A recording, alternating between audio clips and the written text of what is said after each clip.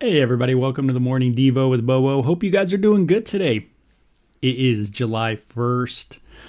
We're going to be in Matthew 26. You could always check out the archives of these streams, these devotional streams, at my YouTube channel at Bo Willette. So it's in the top right, and you could always go to bowillette.com too. So if you're on YouTube, the platform, you could just type in the search bar Bo Willette and you'll get there, or go to bowillette.com. That's my catch-all site.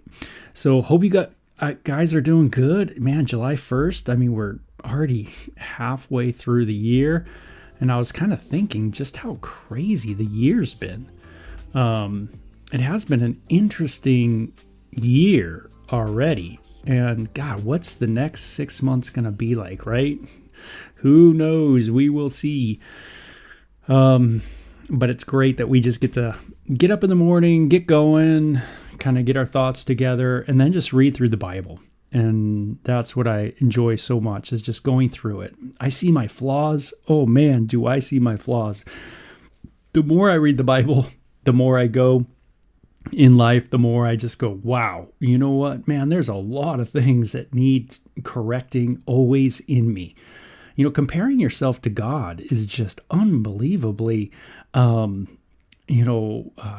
revealing, for sure. It's one thing if you compare yourself to your neighbor and you kind of go like, oh, well, you kind of go through the list. Well, I don't do that. I don't do this. I don't do that. I kind of do that. I kind of, and you kind of compare, but when you do it to Jesus, man, then there's some serious, eye-opening moments for sure, especially when we just read through the text and we see how Jesus dealt with people and situations, and we can really admire the courage that Jesus has, the ability to discern things properly, to react in right ways, revealing ways that revealed not only who he was, but how people responded. And we kind of see ourselves a lot of times in the enemies of Jesus, right? So yeah, reading the Bible is kind of one of those things that's tough to do, in the sense that it is revealing. It is something that kind of reveals a little bit of, maybe a lot, about us. And that can be a challenge. Most of us want to think that we're doing pretty good, when maybe we're not that good. And that's the problem with the world. So anyway, hey, Mary, looking forward to being out there in Texas. And so welcome this morning. And glad Texas weather is a little cooler than it is here. It's been hot, and yesterday afternoon, or I would say early evening, we had a dust storm that was epic. Man, that thing looked amazing. And it was just rolling. And the winds were blowing. And man, all of a sudden, it's just a big dust ball outside. My eyes are still kind of, feels like I got dust in them. So it's kind of crazy when there's so much dust out there.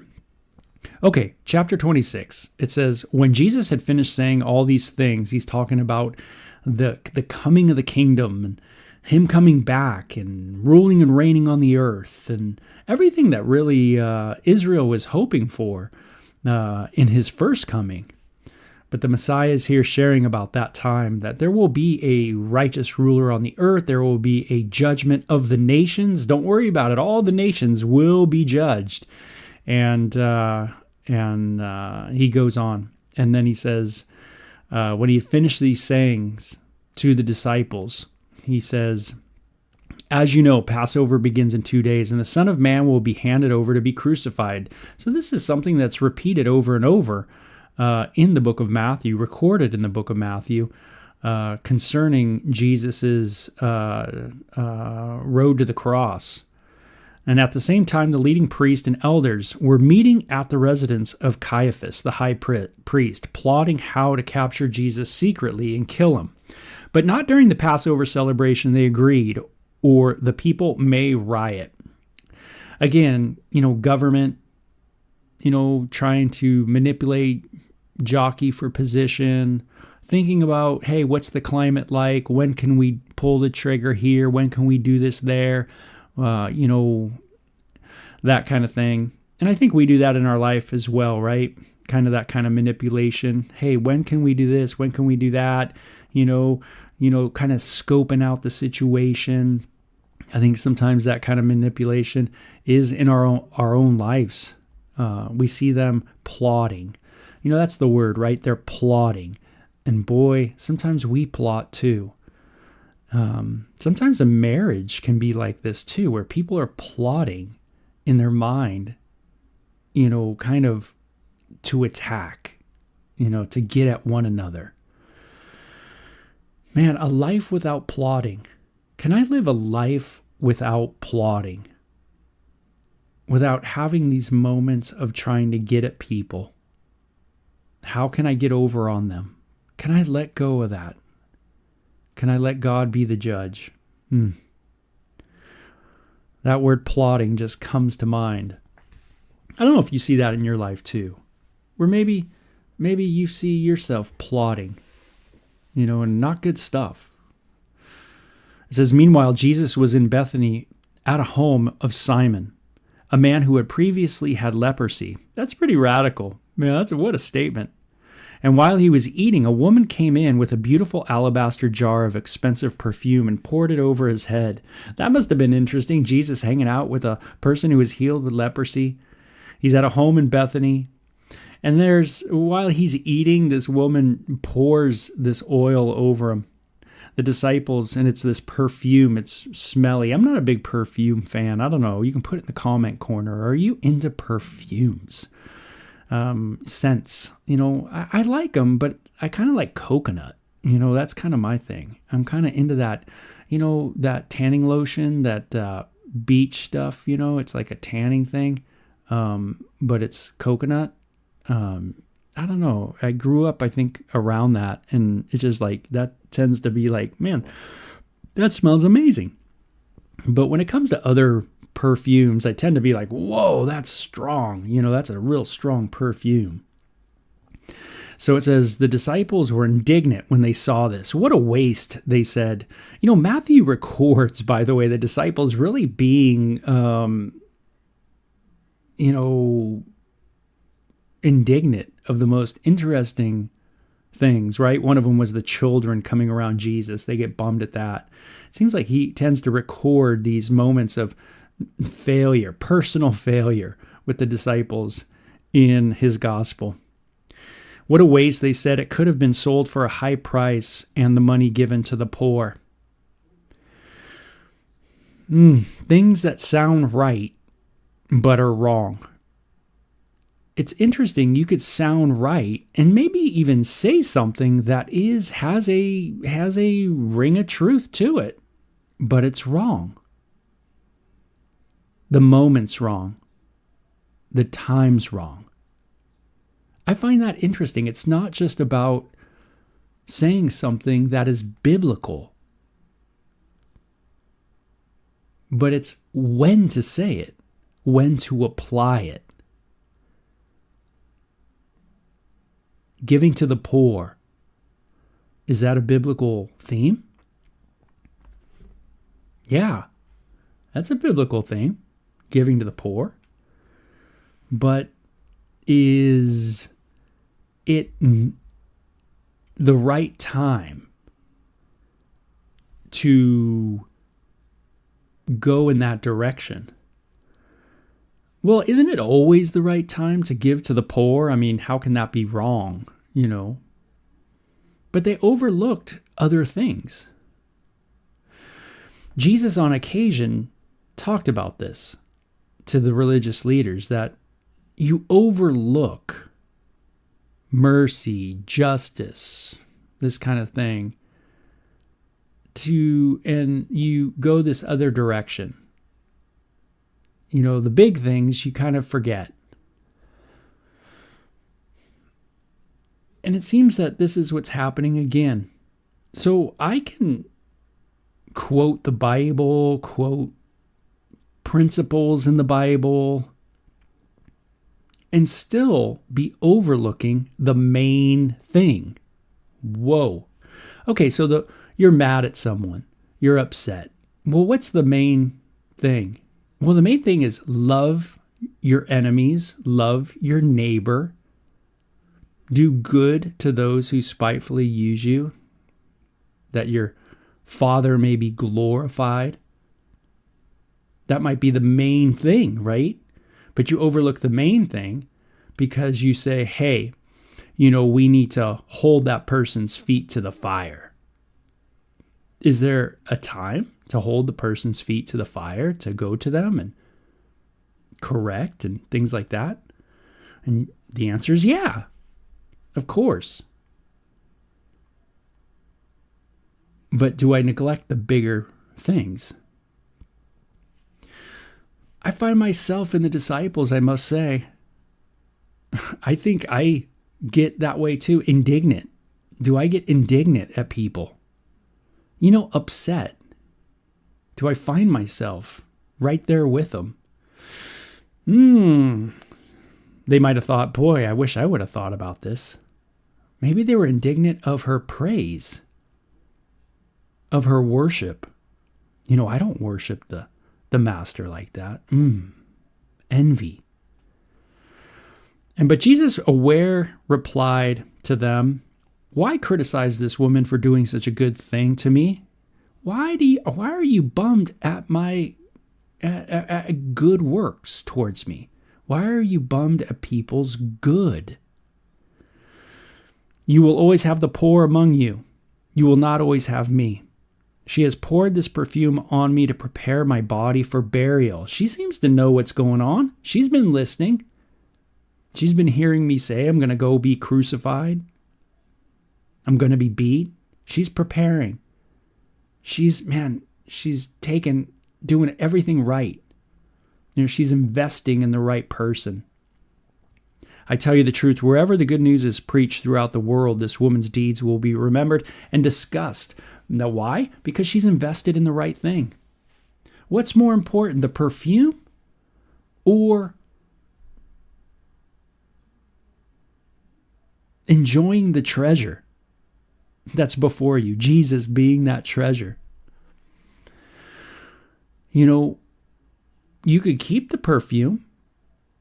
It could be your financial security. It can be a part of your, up and coming marriage and the things you need and your dowry, whatever it is. But is investing in Christ better? Is it more valuable to see the value of Jesus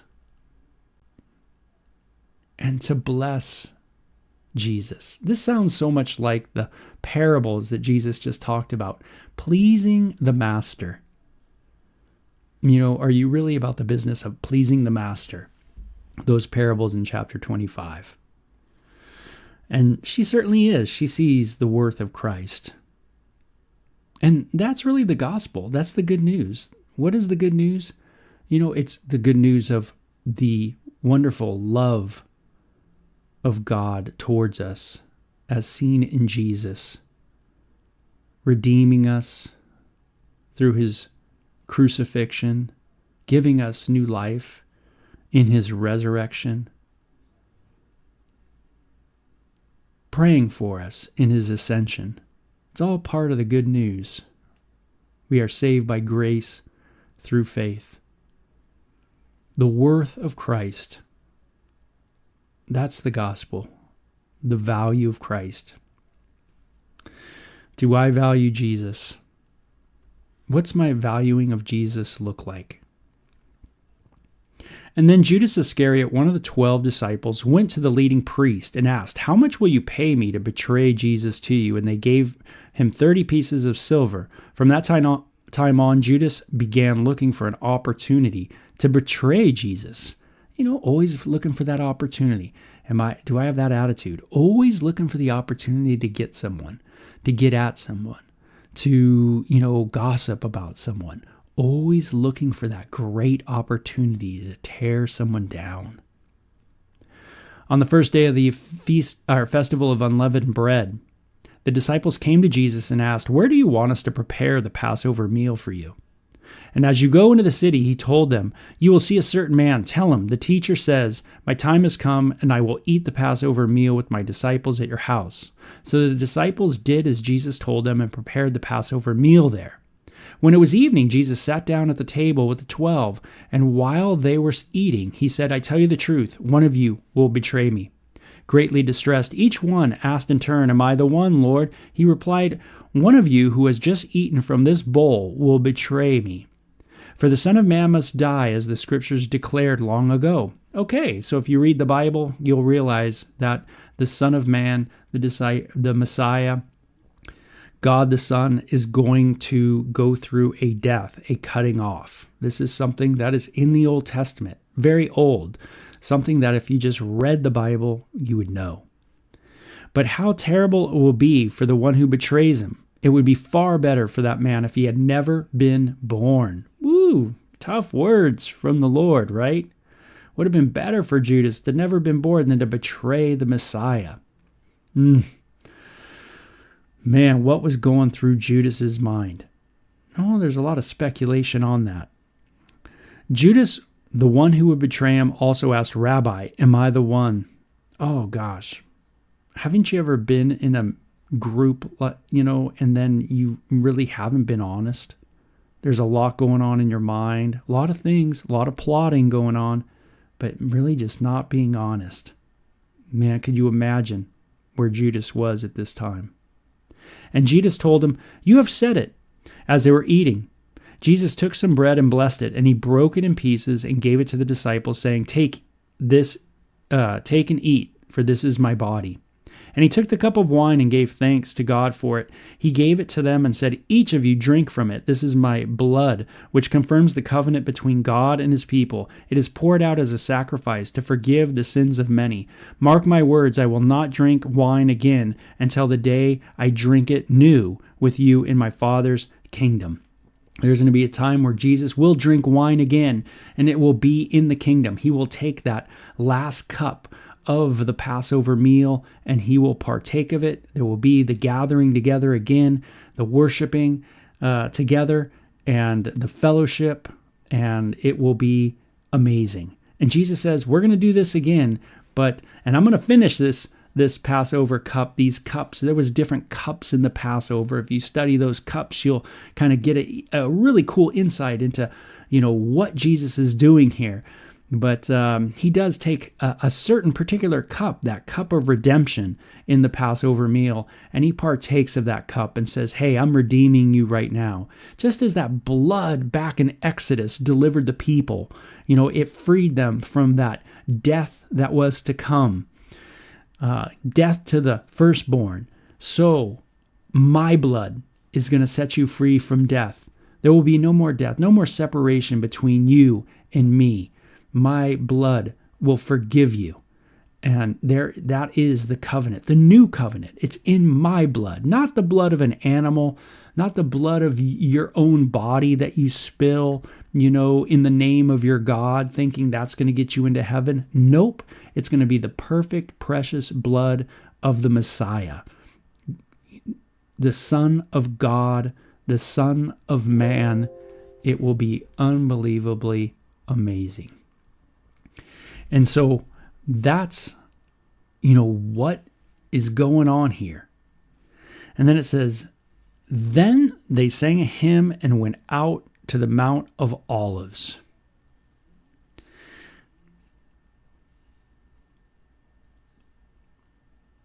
And then it says, why don't we stop there? So that's right after they partake of the if you will, the body and the blood, and then they sing a hymn. They're in the Psalms singing away. And so this is what I get kind of towards the end of this little section, is that there's always like this conflict, this plotting that goes on in our hearts for sure. I see this in family gatherings all the time, where instead of being honest and sharing things, there's always this kind of rabble-rousing, this, things that's going on, this thing that's in the background, this plotting, very Judas-like, right? Where you're not being really honest, Judas, of what's going on. And then there's this incredible love of your enemies taking place, where Jesus literally is with a person who's going to betray him. And he fulfills the meaning of the Passover in a way that probably blew their minds by talking about his blood, by talking about his body being broken, and how it fulfills that deliverance that Israel knew oh so well from the time of Moses, the stories over and over and over again.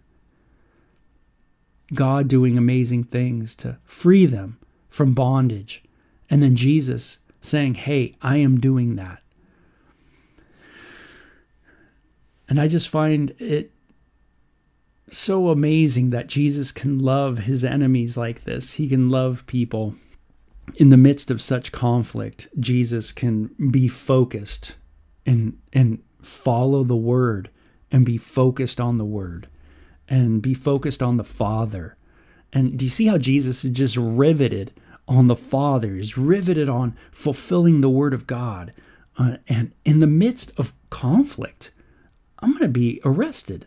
I'm going to be beaten. And one of you is actually going to betray me. And instead of going at him, instead of, he just says, you know what, man, it would have been better for you not to be born than to do what you're doing. Man, what you're doing, man, is really, really bad. And then he doesn't hit him, doesn't punch him in the face. He doesn't, keep going after him.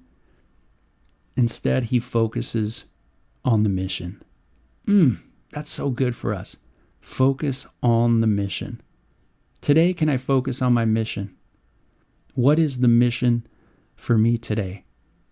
In the midst of conflict, in the midst of all the emotion, can I get back to really what life is about? What is my life about today? Really, what is the main thing? What is it? Can I remember what that lady did by pouring the alabaster jar on Jesus? Can I remember the right investment today? Pleasing the Master today, honoring him. Father, forgive me for my sins. Cleanse me from all the distraction, all the things that have gotten me off of the proper investment today. That's what I kind of get after from that reading today. So you guys have a great one. Hey, thanks so much for listening. I appreciate that always. Bye-bye.